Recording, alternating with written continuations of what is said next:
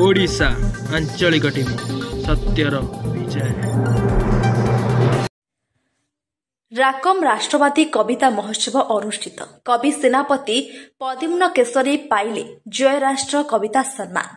सामाजिक संगठन जयराष्ट्र charitable trust पक्षर तृतीय राष्ट्रवादी कविता महोत्सव स्थानीय इवनिंग कॉलेज परिसर में अनुष्ठित हो जाइछि। विशिष्ट प्राबंधिक दास बेनहुर उत्सव को उद्घाटन कर राष्ट्र और व्यक्तिर संपर्क को व्याख्या करथिले।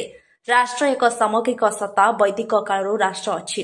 राष्ट्र सहित आमे अच्छु बोली मत देवा सह साहित्यिक माटी मा और देश मनस्क होई साहित्य रचना करबा उचित बोली मत प्रकाश करथिले। वक्ता भावे विशिष्ट कवि सुरेश नायक जोगदेई युवपीढ़ी सत्यनिष्ठ भावना और श्रृंखलित आचरण देश हित में कार्य करने उचित बोली मत व्यक्त करते।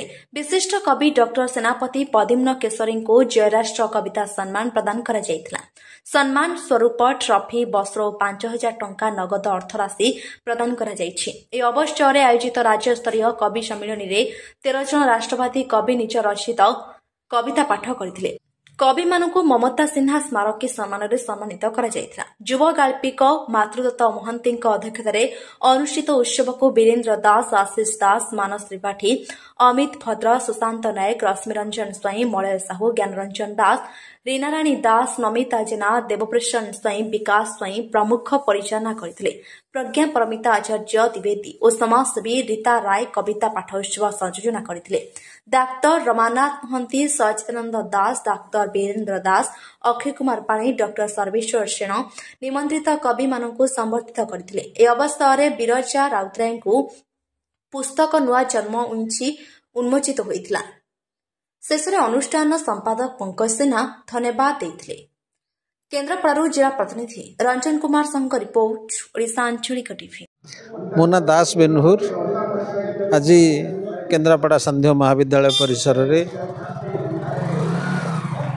जयराष्ट्र चैरिटेबल ट्रस्ट तरफ गोटे कविता पाठोत्सव आयोजन कराई एवं कविता पे गोटे विषयवस्तु भी रखिंट देश एवं राष्ट्र।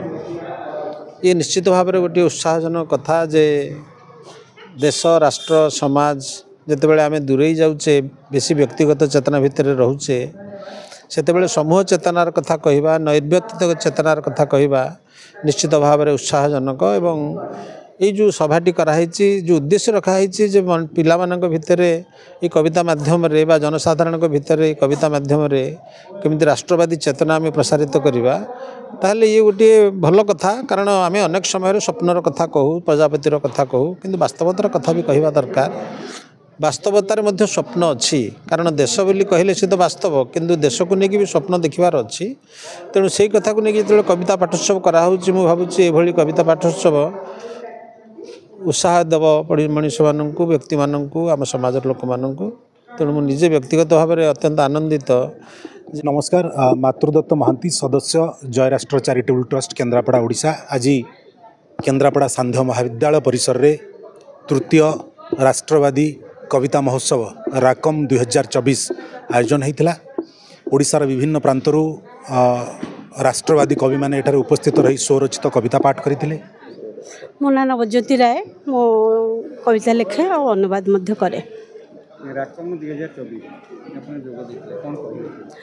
राष्ट्रवादी कविता महोत्सव 2024 रे जोगदे मु खूब आनंदित। और यही सब आयोजन करिबारे जयराष्ट्र चैरिटेबल ट्रस्ट उद्योक्ता अनुज मातृदत्त महंती को जेते धन्यवाद देले भी कम हम। कारण राष्ट्र सर्वोपरि, राष्ट्र नथिले आमे कहीं रही परिबा नहीं।